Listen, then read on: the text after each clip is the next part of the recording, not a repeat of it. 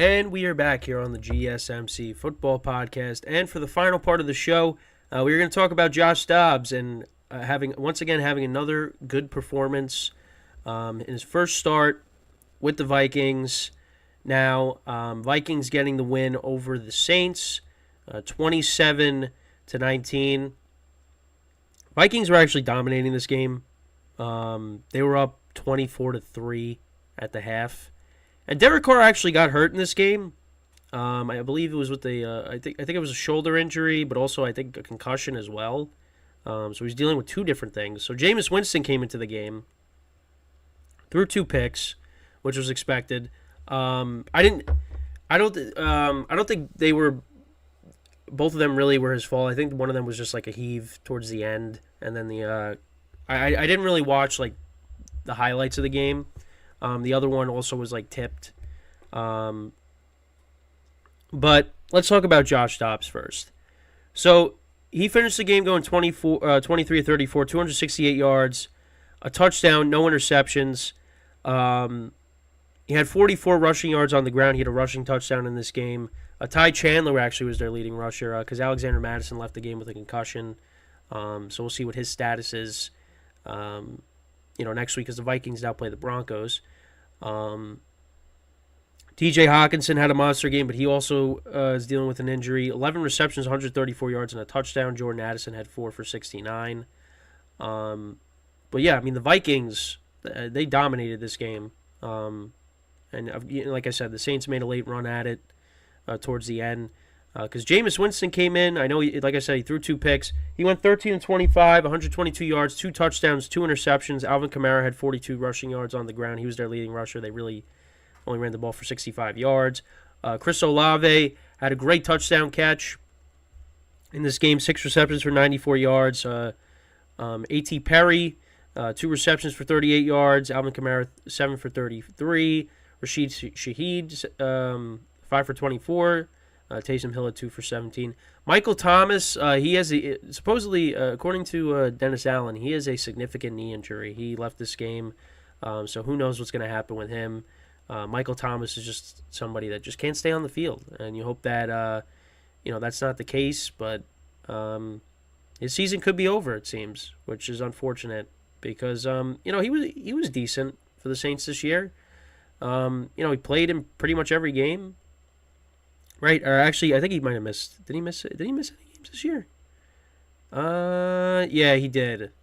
But so now it seems like he's gonna miss, maybe the rest of the year. But the Saints now dropped to 5-5. But give Jameis credit. He came in, almost brought him back, but couldn't get the job done. But Josh Dobbs, man, he continues to roll. And now the Vikings are going to be getting Justin Jefferson back, it seems, this week, which is huge. And listen, they're 6-4 right now. I think this team is going to make the wild card. I think they should, because you look at their schedule coming up. You got the Broncos, which it's going to be a tough game because the Broncos have been playing better. Then you're home against the Bears, bye week at the Raiders, which is again going to be tough because the Raiders have been playing better. But I think they should win. Then you're at the Bengals, which is going to be tough. Home against the Lions, home against the Packers, and then at Lions. So I'm going to say, let's see. I'm going to say 9 wins get you into the playoffs. I'm going to say they get to 9 wins and they make the playoffs. Because then you look at the wild card, and right now they're in that they're in the third wild card spot. You got the Bucks who are 4-5, Commanders are 4-6, Falcons are 4-6, Packers are 3-6, Rams are 3-6. You think any of those teams are going to pass the Vikings?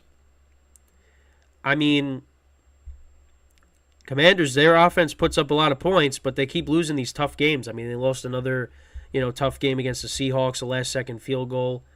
The Bucks are 4-5. They play the Niners this week, so that's going to be a loss. Vikings win, you get to 7-4. And these other teams lose again. You're again separating yourself even more. So, I like where the Vikings are at right now as a team. And you're getting Justin Jefferson back. And again, you got some other players that are banged up. But Listen, they look good.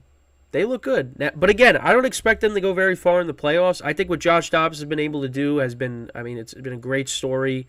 Um, and it's funny how, he talked about what happened at the trade deadline, how, his head coach told him, Gannon told him, you're not getting traded. And then all of a sudden, it was like, oh, yeah, his agent was telling him, yeah, you're seems like you're most likely going to get traded. And then it's like you're getting traded to Minnesota. Gets traded to Minnesota. Then he doesn't start. Jaron Hall gets to start. He gets hurt against the Falcons. Dobbs gets thrown into the fire. He gets sacked for a safety, and I'm like, this is a tough spot for him to get put in. The Vikings, I think, might lose this game. And then then all of a sudden he played great, and they won the game. And then you play great again. And for me, I keep picking the Saints in the spread pool, and they keep letting me down. I don't know why I keep doing that. I got to stop doing it. Because believe me, I wanted to pick the Vikings, but I was just like, you know what? I'm going to take the Saints. I'm going to take the Saints because I don't know. I was like, Josh Dobbs' first game, but I mean, the Saints are not a good team. They're not. But the Vikings, I mean, Josh Dobbs now with the weapons that he has, and you're getting Justin Jefferson back. Yeah, I mean, this team I think should make the playoffs. I think they get that last wild card. I think for like the NFC South teams, your best way of getting into the playoffs is winning your division. So like for the Falcons and the Bucks, that's going to be your path to the postseason, is winning your division. And again, no idea what's going to happen with that division because it's a mess. I mean, it might take 8 wins to get into the playoffs again. So, but yeah, I mean, and the thing that's unfortunate is you look at the Vikings and, their running game, it hasn't been good this year. I mean, Cam Akers tearing his Achilles again. Alexander Mattison hasn't been great. Now he's hurt, so now Ty Chandler looks like he might be the lead back going forward. And you wonder, Dalvin Cook, how do you feel now? Because you went to the Jets, and you're barely getting any touches, and when you do get them, you don't really do anything with them. You thought you were going to be playing with Aaron Rodgers. He tore his Achilles. Maybe you should have stayed in Minnesota. And I think they both miss each other, if I'm going to be honest. Because, you put Dalvin Cook back on the Vikings. Listen, I'm not one of those people that thinks Dalvin Cook is cooked. I just think right now, where the offense that he's in, I just feel like he can't really get into a rhythm. Now, yeah, he is getting older and he's taken a lot of punishment over the years. He's a guy that's been hurt. He tore his ACL his rookie season. He's been banged up a lot. But he was good last year. I find it hard to believe that he fell off a cliff that fast. So, maybe he should have stayed in Minnesota. And the Vikings would have been even better. But now you got Josh Dobbs playing quarterback, and Josh Dobbs can run the football. Had another rushing touchdown. And I said that. I said that adds a new dimension to your offense that you didn't have. You got a mobile quarterback. Now, that's no disrespect to Kirk Cousins, because Kirk Cousins was having an MVP season before he got hurt.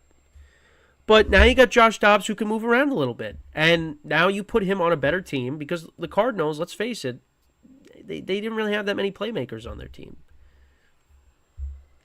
I mean, James Conner was hurt, so your running game, you were basically the top rusher at that point. Zach Ertz got hurt, but, McBride's a good tight end. I mean, he had another good game on Sunday with Kyler being back.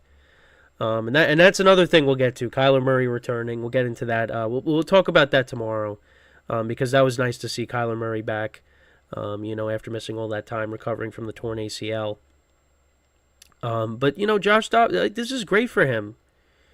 He's in a playoff race now. He's on a team with a lot of playmakers. I mean, I don't know what else to say. Now this is without Justin Jefferson. Now you're getting Justin Jefferson back. The Vikings went on this winning streak without Justin Jefferson. Now they're getting him back. So it's only going to get better for them. But like I said, you got to hope that, Hawkinson, he's able to play next week. And Madison, hopefully, the concussion, he rebounds from that and he's able to play. Because you know what, this game on Sunday against the Broncos is going to be tough. It is going to be a tough game. Because you know what, the Broncos are playing better. Their defense is playing better. So yeah, it is not going to be easy. But right now, I think this team should get that final wild card spot. I think so. But after that, I don't really know what they do. But you got to give them credit because, Jefferson gets hurt, gets put on IR, and you're thinking, there we go. This is really the end. But then the Vikings just started stacking up wins. Then Kirk Cousins gets hurt, and you're like, well, there goes that. And they said, you know what? We're still going for this thing. And they trade for Josh Dobbs for a late-round pick. And they got themselves the final wild card spot. And they keep rolling. So, I mean, like I said, I think this team, right now, I would say they get to 9 wins, and I think they get in. I don't really trust any of the other teams to get that spot. But again, anything's possible. But right now, you got to like what the Vikings are doing. You got to like what Josh Dobbs is doing. And now you're getting your best player back. It's only up from here. So, we'll have to see what happens. But let me know what you guys think about that. About Josh Dobbs and how he's been with the Vikings so far. Because he's looked good. He has looked good. And again, this is a guy that's bounced around a lot. He's been on a lot of different teams. Now he finally got a shot this year, and he's made the most of it. He really has. So, congrats to the Vikings on getting another win. And let's see what they do this upcoming week against the Broncos. And we'll definitely preview that, on Friday when we do the picks. As for the Saints, I mean, hasn't been good for them. I mean, they still got a chance to make the playoffs, of course, within their division. But, again, I really have no idea who's winning the NFC South. No idea. I really have no idea. Because the Falcons lost again. Now the Bucks won, so they're 4-5. I don't know.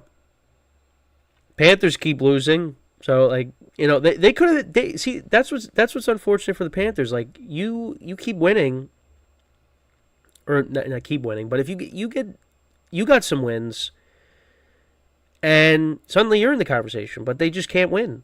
They only got one win on the season against C.J. Stroud, who just beat the Bengals. That's how weird the season has been. Really, the Vikings, they beat the 49ers. The 49ers lose to the Browns, but the Colts beat the Browns, and it's just it's a weird year. It really is.